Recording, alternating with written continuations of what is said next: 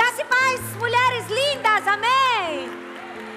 Vira para a mulher que está do seu lado e eu quero falar com você que está aí com a gente do outro lado da câmera. Dizer assim, ó, você é uma filha amada do Pai.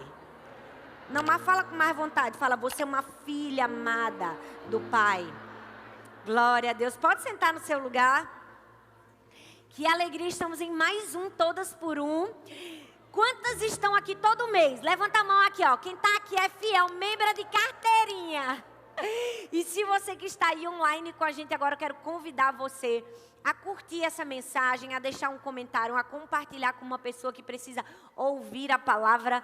E eu tenho certeza que você, como muitas que estão aqui, também estão acompanhando com a gente essa série linda, Os Segredos das Mulheres da Bíblia. E hoje nós temos uma palavra muito, muito especial.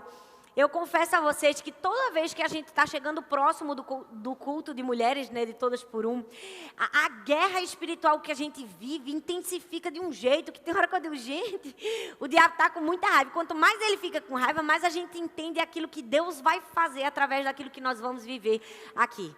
Então pode ter certeza que se você está aqui agora, ou se você está nos ouvindo, Deus tem uma palavra que vai transformar a sua vida de uma maneira tão grande que o diabo está furioso.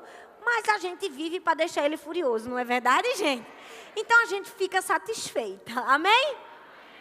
Glória a Deus. Eu, quando comecei a estudar e preparar essa mensagem, que tem um tema muito especial e que eu considero que é o tema, né? Eu acredito que muito do que a gente vive na nossa vida espiritual, emocional e em todas as áreas da vida permeiam-se por esse tema, paternidade. E algo muito especial aconteceu, porque a mensagem já estava toda arrumada, toda pronta, todas as divisões do sermão, como vocês sabem que eu gosto de fazer os tópicozinhos. E eu disse assim, não, tem alguma coisa aqui que não é para ser desse jeito. Lá no fim, na conclusão, tinha um segredo que o próprio Deus nos fez saltar dos olhos, e é sobre esse segredo que eu quero compartilhar com vocês hoje. Foi uma mudança de rumo, uma mudança de trajetória, feito quando a gente está andando num caminho, o GPS manda a gente por outro caminho. Gente, Deus me deu um livramento hoje. Eu estava vindo para cá, não sei o que eu inventei de botar no GPS e não vim pelo caminho que eu sempre venho. Eu vim com minha mãe, Brenda está aqui, a gente veio clamando, foi 1 hora clamando sangue, orando, repreendendo tudo quanto era demônio. Porque eu disse assim, rapaz, se a gente sair dessa daqui, eu digo que Deus é verdadeiro. Eu fui parar num lugar, mas glória a Deus que o GPS divino sempre bota a gente no lugar certo. É ou não é, gente? O diabo pode querer tirar a gente do prumo, mas Deus vem lá e acerta o caminho. Amém, gente? Hoje nós vamos falar sobre a paternidade de Deus. Eu tenho certeza que sua visão, sua concepção da paternidade de Deus vai ser completamente transformada ou talvez restaurada. Hoje é uma noite da gente sentir e ser abraçada pelo nosso Pai. Quantas estão preparadas para serem abraçadas? Então te prepara, porque você vai ser abraçada, você vai ser curada, você vai ser amada. Essa é uma noite muito especial. E eu queria começar te fazendo uma pergunta. Quem aqui gosta de ler a Bíblia, gente? Levanta a mão. Amém. Glória a Deus. Aleluia, que todo mundo levantou a mão, né? Amém. Agora, quem aqui gosta de ler o Antigo Testamento? Levanta a mão. Veja que o número já caiu. Um pouco, né? Agora, uma terceira pergunta. Quem aqui gosta de ler as genealogias da Bíblia? Aí complicou. Você pode ser sincera diante de Deus, não é? Porque decorar os nomes da genealogia já é difícil. Entender o significado dos nomes piorou. Mas hoje eu quero compartilhar como Deus coloca tesouros preciosos até mesmo atrás do significado dos nomes das pessoas na Bíblia. Eu vou te dar um exemplo que está em Gênesis capítulo 5, a partir do verso 3. Você não precisa abrir, você pode anotar para a gente ganhar tempo. Mas eu quero que você anote tudo aqui, porque a gente está vindo aqui para estudar. Amém, gente? Então, quando chegar em casa, você relê, assista a mensagem de novo, 1, 2, 3, 4, 5 vezes, até ela entrar no seu coração. Aos 130 anos, Adão gerou um filho à sua semelhança, conforme a sua imagem, e lhe deu o nome de Sete. Aos 105 anos, Sete gerou Enos. Aos 90 anos, Enos gerou Cainã. Aos 70 anos, Cainã gerou Malael. Aos 65, Malael gerou Jared. Aos 162, Jared gerou Enoque. Tem gente que já está enfadado. Aos 65, Enoque gerou Matusalém. Tem gente que diz, Deus é um sinal. Com 65 anos gerou, será que eu ainda vou gerar? Calma, você vai entender. Aos 187, Matusalém gerou Lameque. Aos 182, Lameque gerou um filho e deu-lhe o nome de Noé. E disse, ele nos aliviará do nosso trabalho e do sofrimento de nossas mãos, causados pela terra que o Senhor amaldiçoou. Parece somente uma genealogia. Parece somente alguém dizendo que com quantos anos teve um filho, que teve outro filho, que teve outro filho, que mais um filho, que outro filho, outro filho, outro filho, outro filho. É ou não é, gente? Mas eu vou dizer para vocês os significados de cada nome. E você vai ver que Deus colocou um segredo na genealogia de Adão a Noé. Adão significa homem. Sete significa apontado. Enos significa fraco e mortal. Cainã significa aflição e lamentação.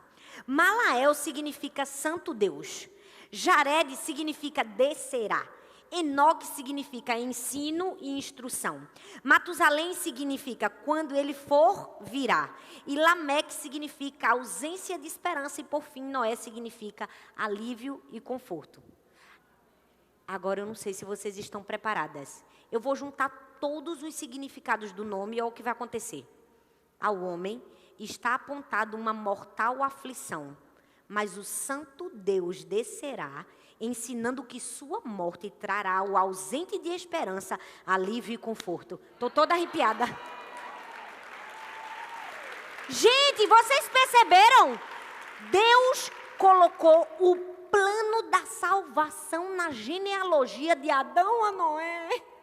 Então, se Deus é capaz de colocar o segredo, ou seja, o plano da salvação do homem, que foi Jesus, aquele que poderia dar esperança à humanidade, em simples nomes, é porque simples nomes têm muito significado para a gente. Tem ou não tem?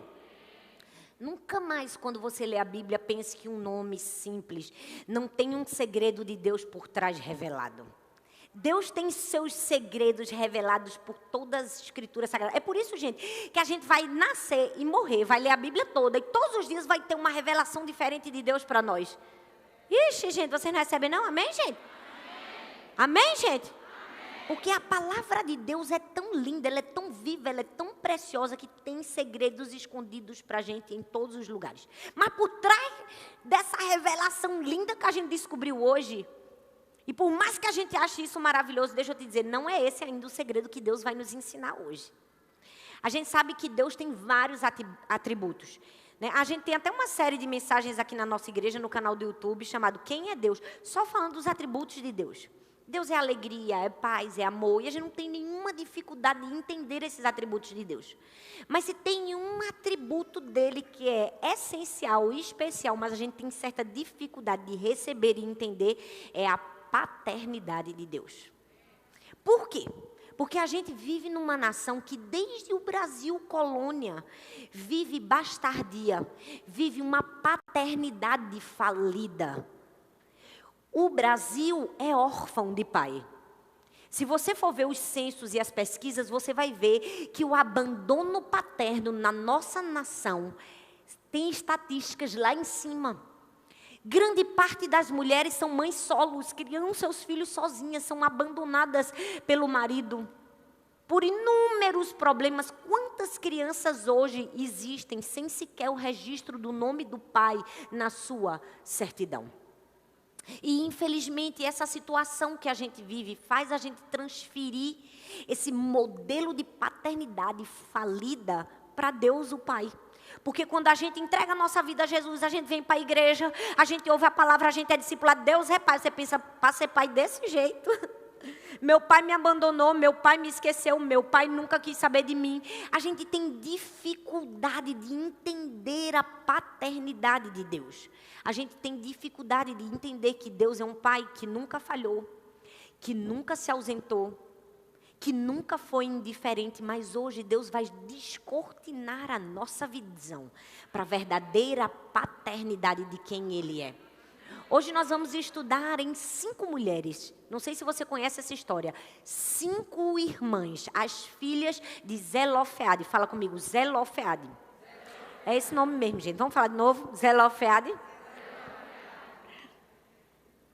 A Bíblia conta uma história muito sofrida de 5 irmãs, as filhas de Zelofeade, que sofreram por causa da ausência do pai terreno, mas que receberam a intervenção do Pai Celestial, e a história delas teve uma reviravolta.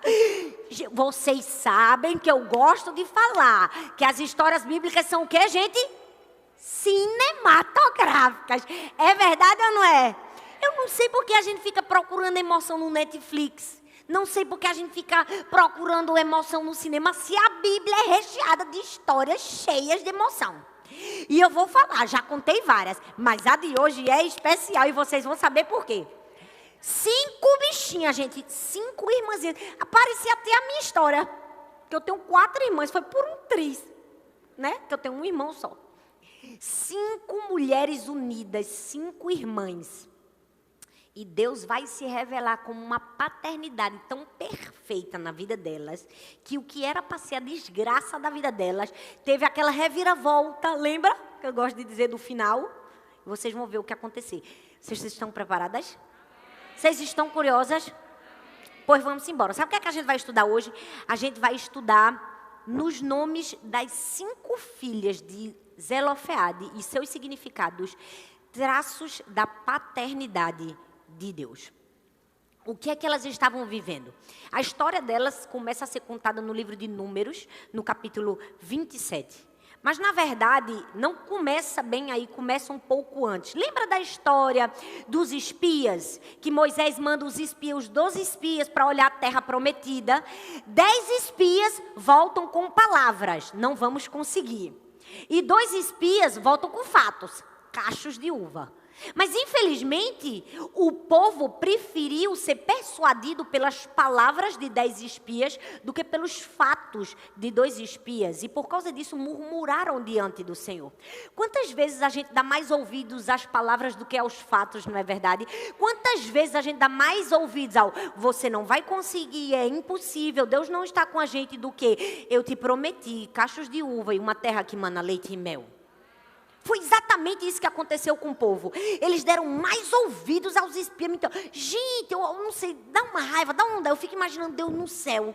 Manda 12 camaradas. Vem 10, gente, a maioria foi mais do que a maioria. Só 2, só Josué e Caleb que disse assim, rapaz, tem uns cachos de uva lá que não tem canto nenhum. Mas os outros foram tudo desgraçado, negativo. Foi ou não foi? Mas não sei o que é que tem, que o povo tem uma tendência para ir para o ruim. É ou não é? E o povo de Israel, então, sangue de Cristo, parecia uma manada para murmuração.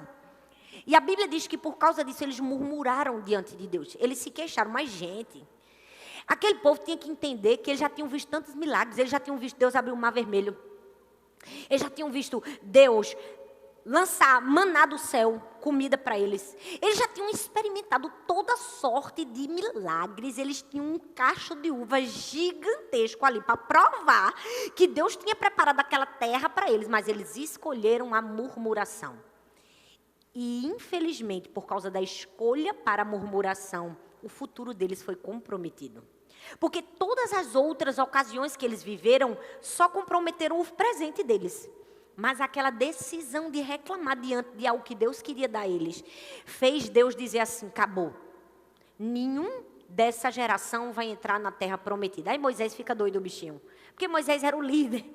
Moisés estava com pena do povo. Moisés olha para Deus e diz, Deus, por favor, não mata esse povo todo aqui no deserto, não. Porque se esse povo todo morrer e ninguém entrar na terra, sabe o que vai acontecer? Os outros povos vão ter do que falar do Senhor. Os outros vão dizer assim, aí ó, o Deus dele tirou eles para morrer no meio do deserto. Não, Deus, por favor, não faz isso com o Senhor, não. Aí o que é que Deus diz? Deus diz assim, Moisés, vai entrar na terra prometida somente aqueles que não viram esses milagres, ou seja, os filhos. Quem tivesse de 20 anos para cima ia morrer. Foi triste. Só os novinhos iam entrar. Era a consequência do pecado. E por que eu estou contando essa história, gente? Porque é aí que entra a história das filhas de Zelofeade. Porque Zelofeade estava no time do que não ia entrar na terra prometida. Que ia morrer antes de entrar na terra prometida. E aí que começa a se desenrolar a história cinematográfica. Por quê? Porque elas perderam o pai. E porque perderam o pai, perderam o acesso à herança. Uma filha mulher não tinha direito à herança. Logo, quando Deus manda Moisés fazer um censo para dividir a terra prometida para as famílias, elas não iam ter direito, elas iam ter que morar de favor na casa dos outros. Por quê? Porque o pai delas havia morrido. Essa história, por mais que tenha sido há 3.000 anos atrás, parece familiar para a gente. Parece ou não parece? Quantas de nós perdemos acesso a tantas coisas na nossa vida por causa de um erro de um pai? Por causa de uma ausência de um pai? Era exatamente isso que aquelas filhas estavam vivendo. Elas estavam vivendo a dor por causa da ausência de um pai. E eu não sei o que a ausência do seu pai, ou do pai do seu filho, ou de alguém que você conhece, pode ter tirado de você. Talvez pode ter roubado seu senso de valor, sua alegria, suas oportunidades. E talvez você pense que tudo que você poderia conquistar não vai conquistar mais por causa da ausência de um pai. Deus te trouxe aqui para dizer, é mentira. Hoje você vai entender que a bastardia é uma mentira. Que a orfandade para nós que temos Deus é uma mentira. Se eu fosse você, dava um glória a Deus. Porque essa é uma verdade que traz cura para o nosso coração. Amém, gente? E por mais que você tente mentir para você e dizer assim, aconteceu isso comigo, mas hoje eu não tenho problema nenhum. Porque eu tive uma mãe que foi mãe e pai. Isso não mudou em nada na minha vida. Deixa eu te dizer, ninguém substitui ninguém na vida. Pai é pai, mãe é mãe. Uma figura não substitui a outra. Sua mãe pode ter sido mãe e pai, como a minha foi. Mãe e pai, maravilhoso, mas ninguém substitui a figura de ninguém. E a ausência de um pai provoca dores, provoca problemas que às vezes a gente nem conhece. Mas o que é que a gente precisa fazer para ser curado? Se mostrar vulnerável para Deus. Mulher, tu veio aqui em plena sexta-feira. Tu não veio aqui para tapear. Veio? Tu não veio aqui para esconder tua dor. Veio? Tu não veio aqui para fingir que está tudo bem. Está tudo bem comigo, eu nunca tive problema com isso. Rapaz, tu veio aqui para ser transformada. Eu creio nisso, amém? Tu não está assistindo essa mensagem só para decorar nem para ver. Mais uma mensagem. O nosso objetivo aqui é ser transformada, amém? Então hoje nós vamos abrir o nosso coração, estarmos vulneráveis para entender e para sermos tocadas pelo Espírito Santo, amém? Bora lá, gente. 5 filhas. E os nomes delas eram meio complicados. Mas cada nome tinha um significado que revela um segredo para a gente. Primeira, Macla. A primeira filha se chamava Macla. E Macla significa confiança. Ou seja, o que é que Deus está ensinando para mim e para você? Que quando o seu pai terreno falhar com você, você pode continuar confiando no seu pai celestial. Seu pai terreno pode falhar. Seu pai celestial nunca vai falhar com você. O texto diz assim, ó, Números 27, do 1 ao 3, diz assim, aproximaram-se as filhas de Zelofeade, filho de Efé, neto de Gileade, bisneto de Maquir, trineto de Manassés, que pertencia ao clã dos Manassés, filho de José. Os nomes das suas filhas eram Malá, que é o Macla, Noa, Ogla, Milca e Tirza. Elas se prostraram à entrada da tenda do encontro diante de Moisés, do sacerdote Eleazar, dos líderes de toda a comunidade e disseram, nosso pai morreu no deserto. Ele não estava entre os seguidores de Corá que se ajuntaram contra o Senhor, mas morreu por causa do seu próprio pecado e não deixou filhos. Eu quero que você fixe nessa palavra. Mas morreu por causa do seu próprio pecado. Aquelas filhas estavam sofrendo por causa de um erro do pai. Morreu por causa do seu próprio pecado. Aquele homem não tinha morrido antes de chegar na terra prometida por causa do curso natural da vida. O texto deixa claro que ele morreu por causa do seu próprio pecado. E agora suas filhas precisavam lidar com a ausência paterna por causa do pecado do pai. Quantas de nós precisamos lidar com dores e dificuldades na nossa vida por causa de um pecado de um pai? Quantas vezes na festa da sua escola, tudo o que você queria era que no dia dos pais o seu pai estivesse presente, mas o pecado de prostituição tirou ele da sua família e fez ele ausentar-se da sua presença? Quantas de nós queríamos um pai num dia especial como uma formatura, mas não conseguiu porque talvez o pecado de alcoolismo, de vícios, de drogas, de um pai, fez ele ausentar-se da sua família. Quantas de nós sofremos em dias importantes da nossa vida porque a ausência do nosso pai foi fruto do seu próprio pecado?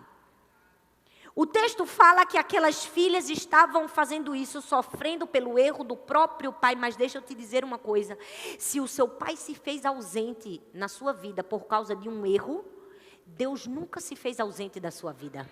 A presença de Deus e a fidelidade de Deus sempre esteve com você. E quando eu falo de confiança, essa é a maior confiança que a gente tem que ter. É a confiança que a gente tem um Pai Celestial que nunca se ausenta. Vira para a pessoa que está do seu lado e diz assim: seu Pai Celestial nunca se ausentou. Fala assim, ó: papai nunca faltou uma festa. Papai nunca te abandonou. Nos dias mais importantes da sua vida ele estava lá. Nos mais difíceis ele também estava lá. Você pode celebrar a presença do seu pai? Sabe por que muitas de nós não conseguimos entender isso? Porque a gente não consegue confiar em Deus como Pai. E por que a gente vai confiar em Deus como Pai? Porque Deus já deu provas da sua fidelidade como Pai. Olha a Bíblia, gente. Lê a palavra. A Bíblia fala que Esther era uma menina órfã. Mas por causa de um Deus que é Pai, Ele não permitiu que ela morresse. Quem mais que era órfão? Daniel, órfão numa terra estrangeira. Mas a presença de um Deus que é Pai não permitiu que ele morresse. Ismael jogado no meio do deserto para morrer, abandonado. Mas a presença de um Deus que é Pai não o abandonou. Davi, abandonado, esquecido, desonrado pelo próprio pai, que era presente, mas um presente que estava ferindo. Porque tinha um Deus que era Pai. Recebeu o trono. Deus já deu provas da sua fidelidade paterna a nós. Sabe, quando eu estava lendo esse texto e pensando confiança, que tipo de confiança a gente tem que ter? Deus me dê todos os argumentos para que nós possamos entender e confiar na paternidade de Deus. Gente, Deus foi falando umas coisas aqui comigo que por mais que você escute, se você não absorver, você nunca vai ser curado na sua paternidade. Porque tem tanta pessoa, mulher, tanta gente que vive feridenta a vida todinha, chorando porque o pai abandonou, ou talvez porque o marido deixou um filho, porque ela não recebeu a paternidade de Deus. E a gente recebe a paternidade de Deus com entendimento da paternidade de Deus e com ação. Mas tem gente que gosta de lamber a ferida, é ou não é, gente? Tem gente que gosta de fazer de coitado, igual a pregação que eu fiz aqui, sua dor não é sua identidade. Para comigo e pensa, por que a gente pode confiar na paternidade de Deus? Primeiro, porque Deus é bom. Se alguém te fez ter uma visão deturpada de quem Deus é, você precisa começar a resolver isso hoje. Deus vai fazer uma limpeza na sua mente. Está passando um detergente aí na sua cabeça. Você precisa entender que Deus, o Pai, é bom. Fala, Deus é bom. É por isso que a gente cantou a música: Tu és um bom Pai. Deus é bom. Deus é tão bom que Deus é bom para os bons e para os ruins. E a Bíblia prova que Ele faz nascer o sol sobre justos e injustos. Gente, se Deus é bom para os ruins, que dirá pra gente que é mais ou menos? É ou não é, minha gente? Ele disse assim, se vocês que são maus sabem dar boas coisas aos vossos filhos, que dirá eu que sou bom? Minha filha, a primeira coisa que você precisa entender de argumento, porque você deve confiar na paternidade de Deus, é porque Ele é bom. Mas não é só porque Ele é bom, porque Deus é bom. Porque Ele é onisciente, onipresente e onipotente. Por que eu posso confiar na paternidade de Deus? Porque Deus sabe o presente, o passado, o futuro. Quando a vida da gente entra num momento de caos, porque acontece? Acontece ou não acontece? Eu posso confiar, fala comigo, confiança. Porque Deus não vai ser pego de surpresa. Ele sabe todas as coisas. Ele é onipresente, onipotente, onisciente. Mas sabe algo que Deus falou comigo tão forte? Que se tem algo que, se você esquecer tudo nessa mensagem, eu queria que você guardasse no seu coração. Que te faz entender por que você deve confiar na paternidade de Deus e a experiência de Jesus. A Bíblia fala que quando Jesus estava para morrer na cruz do Calvário, por amor a mim e a você, perceba, Ele não somente falou de sofrimento, Jesus experimentou o sofrimento. Ele sofreu. E a Bíblia diz que ele estava numa agonia tão grande que no Getsemane, naquele silêncio de Deus, quando ele se sentiu quase abandonado, ele gritou. Ele não falou, ele gritou. A Bíblia diz que ele gritou: Deus meu, por que me desamparaste? Por um momento as pessoas podem achar que aquilo era um fracasso de Jesus, mas na verdade não era.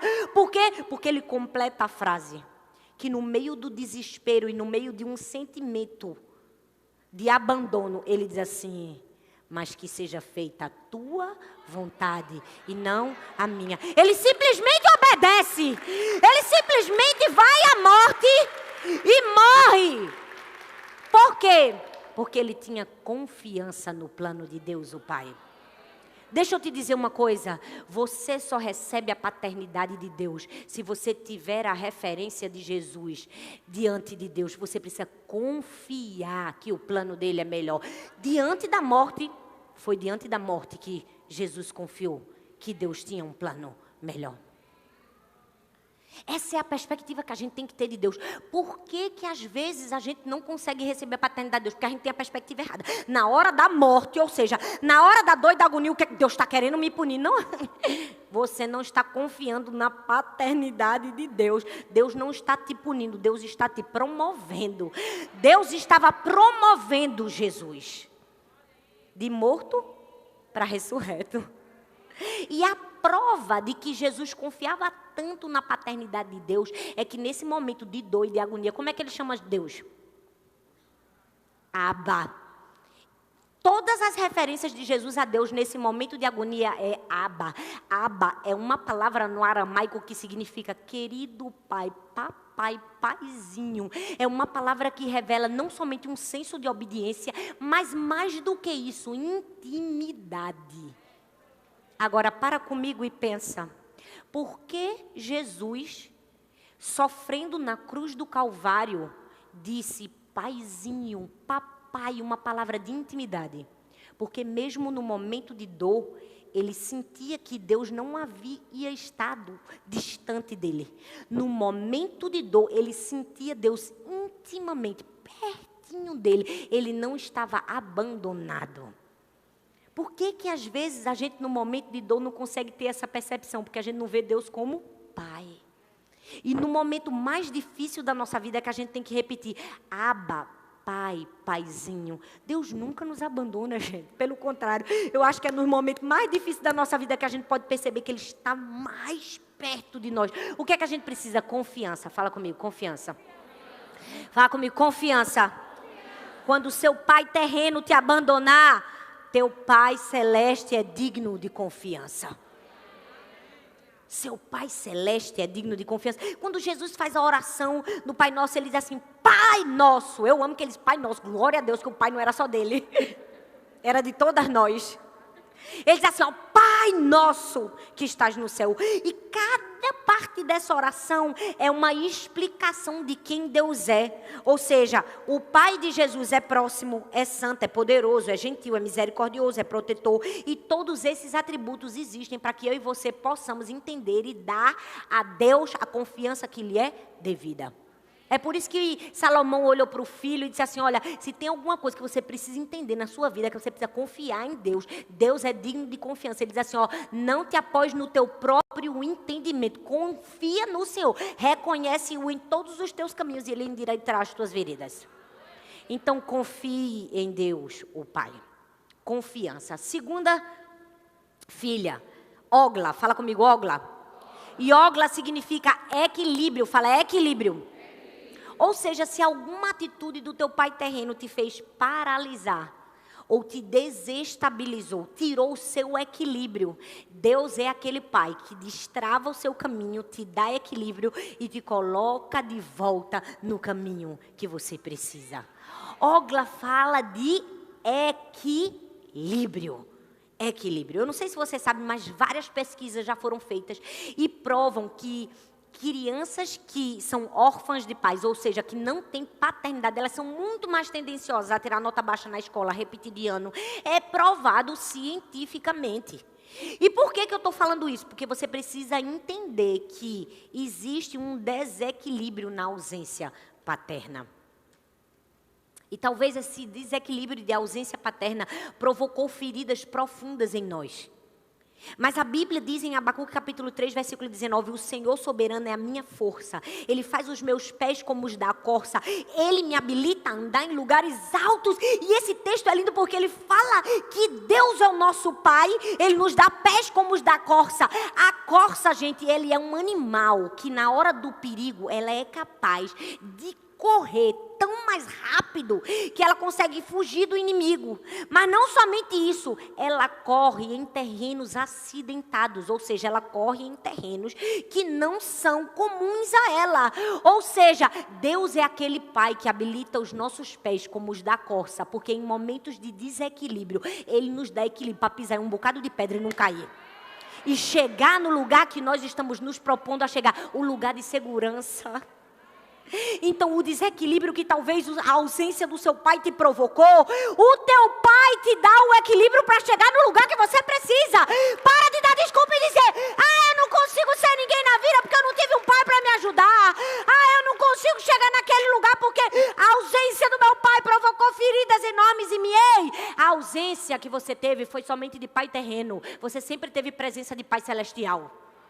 O problema é que a gente fixa tanto na ausência do pai terreno que se esquece que a presença mais importante a gente já teve, tem e o terá para sempre, que é a ausência de um Deus que é Pai. Se você foca somente na ausência do seu pai terreno, você está desonrando a presença do seu pai celestial. É por isso que eu digo, orfandade é uma mentira. Ninguém aqui é órfão. Seu pai ter te abandonado como abandonou minha família quando eu tinha 3 anos de idade. Nunca fui órfã, porque eu sempre tive um pai. Deus é o nosso pai. A orfandade é uma mentira que Satanás soprou no seu ouvido, mas hoje Deus vai soprar a verdade da palavra de Deus para você. Você precisa entender que quando você não tem equilíbrio suficiente, Deus é o pai que te dá equilíbrio. Você pode olhar para trás na sua história, no seu passado, e ver que em momentos que não tinha como você sair, você saiu. O que foi isso? Foi Deus o Pai sendo o seu equilíbrio. Foi Deus o Pai mostrando o caminho, porque todo mundo precisa de um pai para mostrar o futuro, para dar um conselho, para dar um norte, uma direção. É verdade ou não é? Quando a gente está desesperado, quem a gente procura é os pais, gente. Não tem ninguém melhor do que a nossa família para dizer assim, vai por esse caminho. Não vai por esse caminho, é verdade ou não é? E na ausência, o que a gente faz? A gente entende que tem um pai que guia. A gente entende que a gente tem um pai que é farol, ou seja, é uma luz no meio da escuridão. O texto de Salmo 119, versículo 105 diz assim, a tua palavra é farol que me guia, é luz para o meu caminho. Olha bem para mim, você sabe o que é um farol? Um farol é uma torre arredondada bem alta. Ela existe para evitar que algumas embarcações passem por perigos. Evitar que as embarcações naufraguem. Ela existe para evitar que haja colisões. Ou seja, o que é um farol? É um lugar onde avisa mesmo não estando por perto. Deus é esse farol na nossa vida. A gente pode nem saber que Ele está aqui do nosso lado, mas Ele é o farol que é luz no meio da nossa escuridão. Ele é o farol que está ali, ó. Quando a gente não tem ninguém a quem recorrer, Ele acende a luz no meio da escuridão. E Ele não é somente um farol, Ele também é uma bússola. Por quê? Porque equilíbrio fala de encontrar o caminho. E às vezes a gente está perdido, tá ou não tá, gente? Mas a bússola é o quê? A bússola é um instrumento que a gente usa para quê? Para se achar. Isaías 48, 17 diz assim, eu sou o Senhor, o seu Deus, que lhe ensina o que é melhor para você, que lhe dirige o caminho que você deve ir. Eu não sei se você está entendendo o que eu estou querendo dizer, não. Mas todas aquelas desculpas que você tinha esfarrapadas ou que você estava dando para, ai, meu filho vai sofrer porque não tem o pai. Não, meu filho. Deus é o farol, Deus é a bússola, Deus é o caminho, Deus é o equilíbrio, Deus é a confiança. Tudo que a gente falta no homem tem em Deus. Tudo que você não tem hoje tem em Deus. Em Deus não há ausência de nada. Ele é a nossa bússola. E talvez você nunca usou uma bússola. Talvez você nunca disse assim, vamos para a igreja do amor, pega a bússola aí para saber como chega. Porque hoje a gente não usa a bússola, a gente usa o Waze. Sangue de Cristo tem poder pelo Waze. Porque o Waze me levou no pior lugar. O Waze me levou hoje diretamente no Vale da Sombra da Morte. Eu disse, esse é um lugar de desova, mas eu vou declarando aqui, ó, que é vida, é vida, é vida, é Deus. Só me tira deste lugar. Por que a gente não usa a bússola no dia a dia? Porque a bússola é um instrumento usado em lugares específicos. em mata fechada, é ou não é? No meio do mar. Ou seja, em caminhos que a gente não tem nenhuma orientação. Deus é a bússola que em lugares que não tem como a gente achar uma orientação, Ele está. Meu Deus, minha gente, vocês nem celebram. Se você se sente perdida, você não precisa se sentir perdida. Deus é o farol, Deus é a bússola, Deus é o equilíbrio que a gente precisa. Porque algumas vezes na nossa vida não vai bastar somente um farol para iluminar o caminho da gente, não. A gente vai precisar de uma bússola para apontar o caminho certo. E eu amo que Deus não somente acende a luz, Ele ainda bota a gente na seta certa. Ele ainda diz, o caminho é esse. Vamos para a terceira filha? Bora lá, gente. Confiança, vamos comigo. Confiança. Equilíbrio. Terceiro, autoridade. Milca significa autoridade, rainha. Talvez a história que você viveu com o seu pai, o seu sobrenome, ou o seu pai terreno te envergonhou, te fez se sentir invisível, marginalizada. Teu pai celestial é aquele que te dá autoridade, te faz uma princesa cheia de autoridade. A palavra órfã, a primeira vez que ela aparece na Bíblia, no hebraico, é em Êxodo capítulo 22, versículo 22. E significa alguém que é órfão de pai somente. Mas no grego a palavra órfão vem do orfanos, que significa desprovido de pai, de pais ou de um guia. É uma classificação maior. É quando você não tem pai, ou talvez você não tem pai e mãe, ou talvez você não tem alguém para te guiar, alguém para te orientar. E Deus é aquele que provê o que nós precisamos. E quando a gente fala de provisão de Deus, a gente se pensa em dinheiro, não é? Deus é aquele que vai prover. Não, provisão fala muito mais do que dinheiro. Deus provê para mim e para você muitas coisas. E uma das coisas que Deus provê para mim e para você é autoridade. Porque, sinceramente, gente, Deus deu autoridade àquelas 5 mulheres. Deu ou não deu? Vou explicar por que deu. Presta bastante atenção. Aquelas 5 mulheres para ter acesso a Moisés, não era fácil assim, não. Gente, não era simplesmente assim, eu vou conversar ali com Moisés, marca um gabinete com ele. Não. Se você queria falar com Moisés, primeiro você tinha que falar com os 70 anciãos. Se não conseguisse com os 70 anciãos, depois ia para o sumo sacerdote. E só depois, se o caso fosse muito complicado, caía na mão de Moisés. Imagino que a fila de Moisés era grande. Era ou não era? Eu não sei o que foi que essas pirraias fizeram. Que elas burlaram os 70 anciãos. O sumo da sacerdote bateram aonde? Direto em Moisés. Mas elas não bateram somente direto em Moisés. Elas pararam toda a congregação. Leia o texto. Elas pararam todo o povo.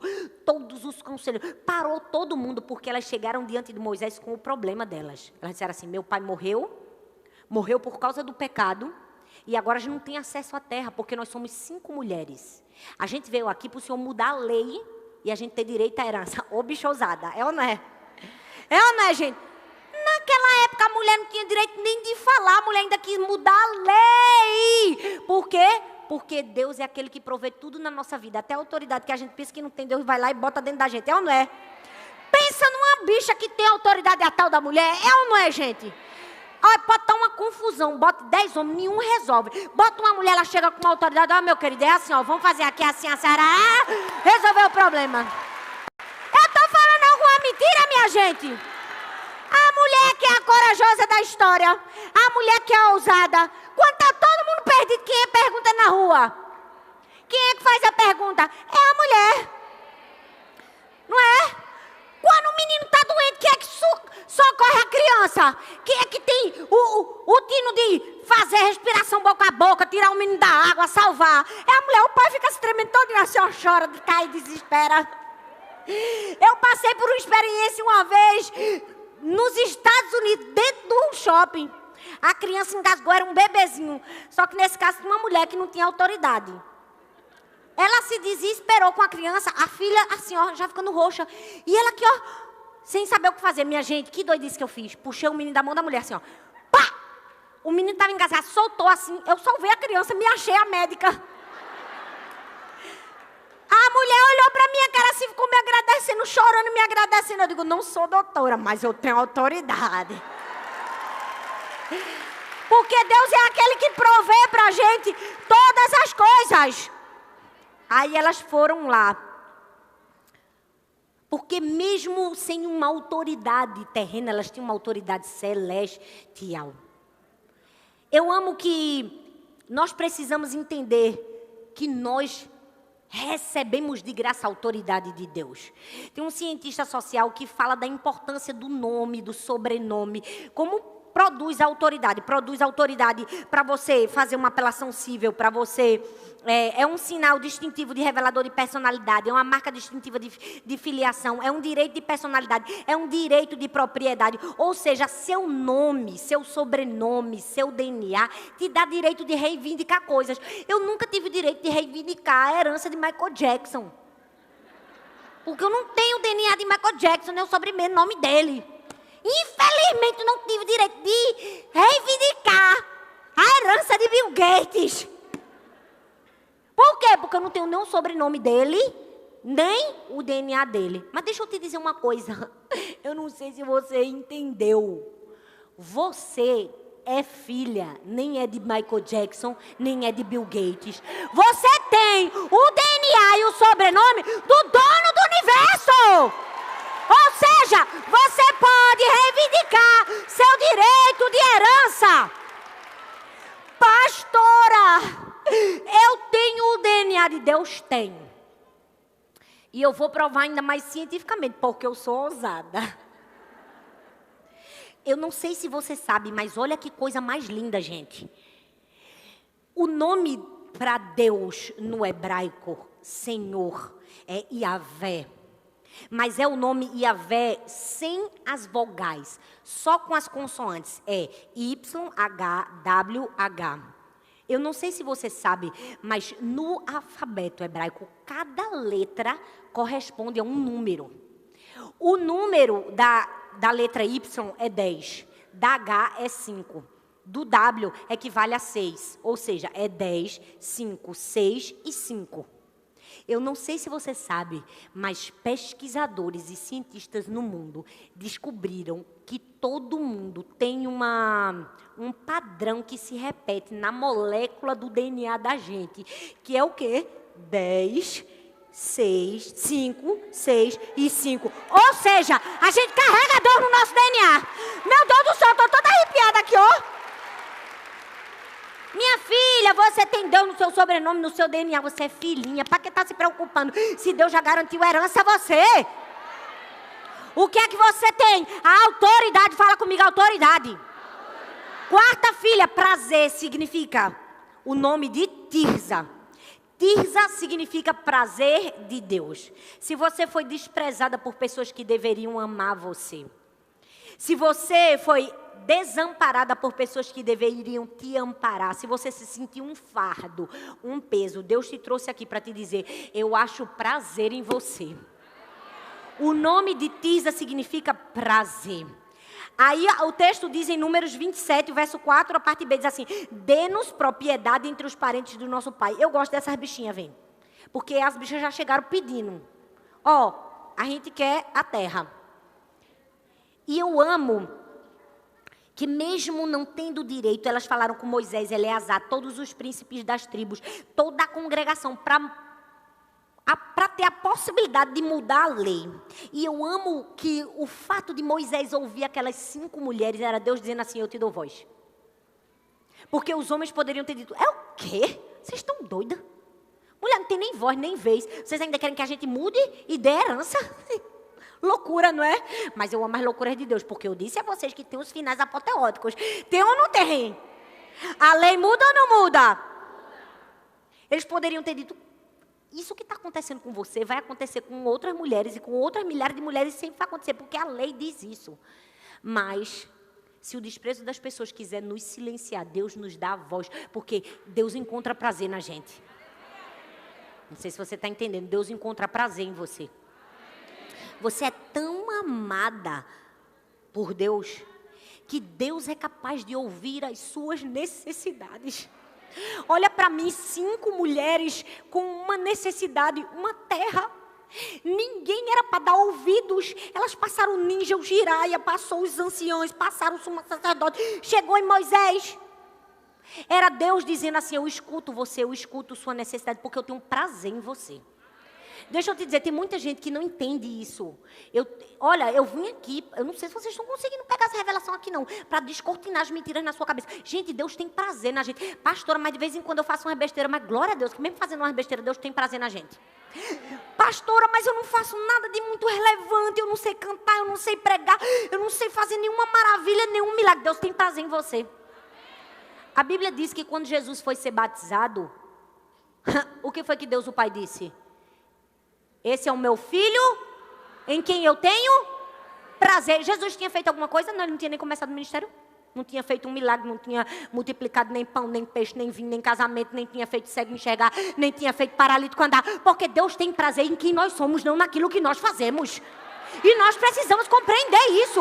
Nós somos amados por Deus, por causa unicamente da sua graça, do seu favor e da sua misericórdia. E todo dia a gente tem que agradecer a graça e a misericórdia. Graça e misericórdia. Porque graça é receber aquilo que a gente não merece. E misericórdia é Deus, mesmo a gente merecendo poucas e boas, não nos dando aquilo que a gente merece.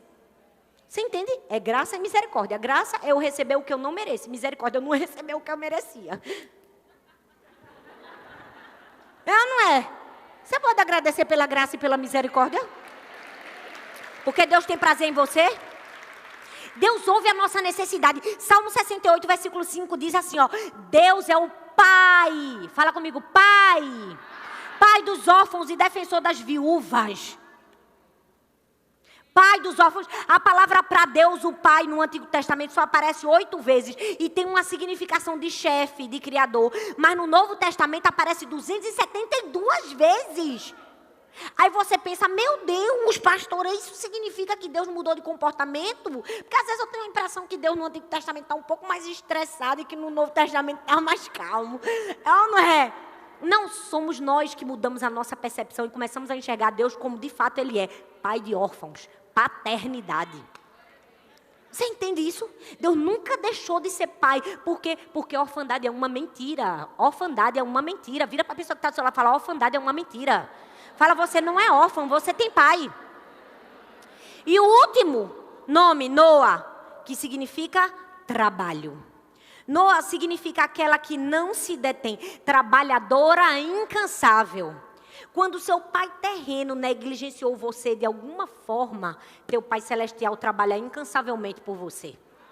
Talvez teu pai não trabalhou por você, não trabalhou para te deixar uma herança, não trabalhou para pagar teu colégio, não trabalhou para te dar um acesso a um inglês, não trabalhou para te dar acesso a um esporte, não trabalhou nem para te dar acesso à comida. Teu pai celestial trabalha por você todos os dias para te dar o fôlego de vida, a roupa que você veste, a comida que você come, a família que você tem. Porque Deus é o Pai que trabalha por nós. E eu amo que o apóstolo Paulo ensina isso pra gente melhor do que ninguém, porque o camarada foi o melhor mesmo para ensinar a teologia de Cristo para mim e para você. Leia o livro de Gálatas. Se você ainda não tem noção da sua filiação em Deus, leia o livro de Gálatas. Gálatas capítulo 4, versículo 1 ao 7 diz assim, ó: digo, porém, que enquanto herdeiro é menor de idade, nada difere de um escravo, embora seja dono de tudo. No entanto, ele está sujeito a guardiões e administradores até o tempo determinado por seu pai. Assim também nós, quando éramos menores, estávamos escravizados aos princípios elementares do mundo. Mas quando chegou a plenitude do tempo, Deus enviou seu filho, nascido de mulher, nascido debaixo da lei, a fim de redimir os que estavam sob a lei, para que recebêssemos a adoção de filhos. E porque vocês são filhos, Deus enviou o Espírito do seu Filho aos seus corações, que clama, Abba, Pai. Assim você já não é mais escravo, mas filho. E por ser filho também se tornou herdeiro. Você consegue compreender a importância disso, da transição que a gente sofreu? A gente saiu de escrava para filha. E sendo filha, agora a gente é herdeira. Meu irmão, você é herdeira de uma fortuna.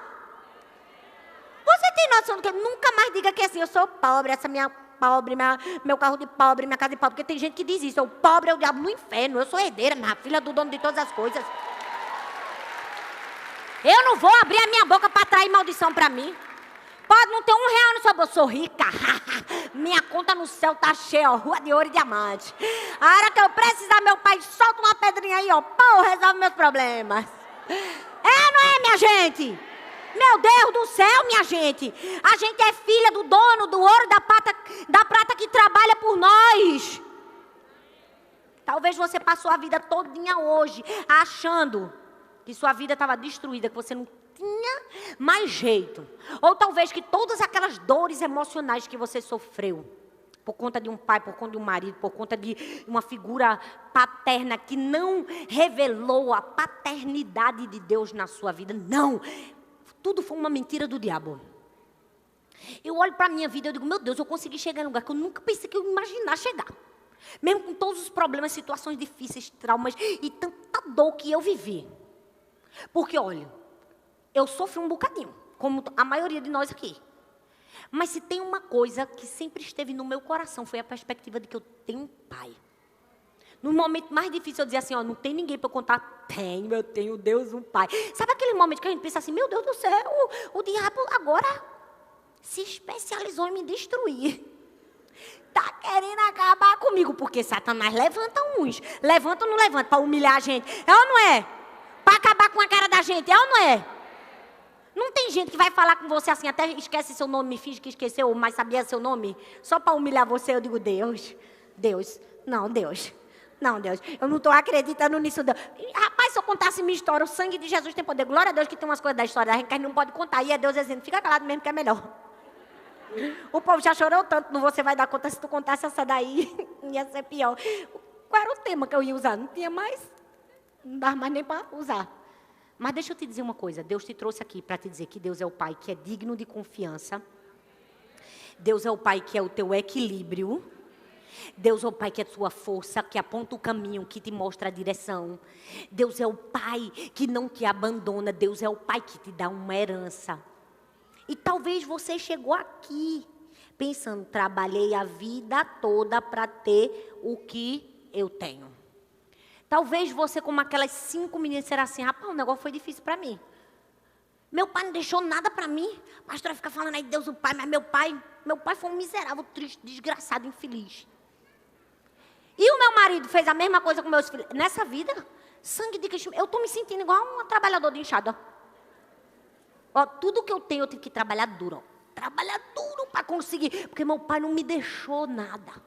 Talvez você chegou aqui e no seu coração você pensa assim, a minha história é cheia de trabalho, de ausência, de luta, de escassez, de aflição. Talvez você está trabalhando para curar uma ferida que nunca fica curada. Toda hora está sangrando um pedacinho. Você trabalha, mas sua ferida está aberta, porque você está trabalhando, porque você ainda não recebeu a paternidade do seu pai. Então você acha que tua vida é dura, você está fazendo tudo para ser curada, mas não consegue, porque você ainda não recebeu a paternidade de Deus, o Pai. Talvez sua vida é feita de luta e de aflição. Quando você pensava que tudo ia dar certo na sua família, teu marido te abandonou por causa do pecado da prostituição. Deixou você ir, deixou seus filhos. Mas hoje, o teu Deus, o Pai, vai te trocar a enxada do trabalho e vai te dar uma procuração. E deixa eu te dizer, olha, seu Pai, que leva a enxada do esforço e do sacrifício, te trouxe aqui para te dizer, você tem direito a uma herança. Você não precisa trabalhar para conquistar a herança, porque quem te dá a herança sou eu, o seu Deus e o seu Pai. Eu quero que você fique em pé no seu lugar, você também vai receber a sua herança. E todas nós vamos ler a nossa herança em uma só voz. Eu quero que agora você feche os seus olhos. Feche os seus olhos no lugar onde você está. Abra suas mãos. Coloque suas mãos para frente. Coloque suas mãos para frente. Feche seus olhos. Esse é o seu momento. Deus, o seu Pai, vai tocar no seu ombro hoje. Deus, o seu Pai, vai tirar das suas mãos a enxada do esforço, do sacrifício, da dor, da luta, da escassez, da aflição, da tristeza. E Ele vai colocar nas suas mãos A procuração que te dá acesso à sua herança. Fique com suas mãos levantadas, não importa o tempo que você precisa esperar. Hoje é o seu dia, papai veio aqui para te dar uma procuração. Agora eu quero que você abra seus olhos. Você vai pegar essa procuração que está nas suas mãos e você vai ler junto comigo. Nós vamos ler juntas o que seu pai te deixou. Ele diz: eu, Yahvé, o dono do universo e Senhor de todas as coisas, eu, o Deus da provisão, que abre fontes em lugares secos, eu, o Deus protetor, que nunca abandona os seus filhos e trabalha em favor dos que o amam, entrego a você, minha filha, essa procuração de herança, para que você se lembre que não é órfã, para que você se lembre que tudo que é meu pertence a você também, para que você saiba que antes de você ser gerada no ventre de sua mãe, eu já trabalhava por você. Eu te dei meu sobrenome, meu DNA e a minha herança. Um dia, minha filha, quando estivermos face a face, eu te conto todas as coisas que eu fiz por você e você nunca soube. Mas enquanto esse dia não chega, quero que você lembre todos os dias que eu te amo com um amor certo. Eu te amo com um amor imutável, papai.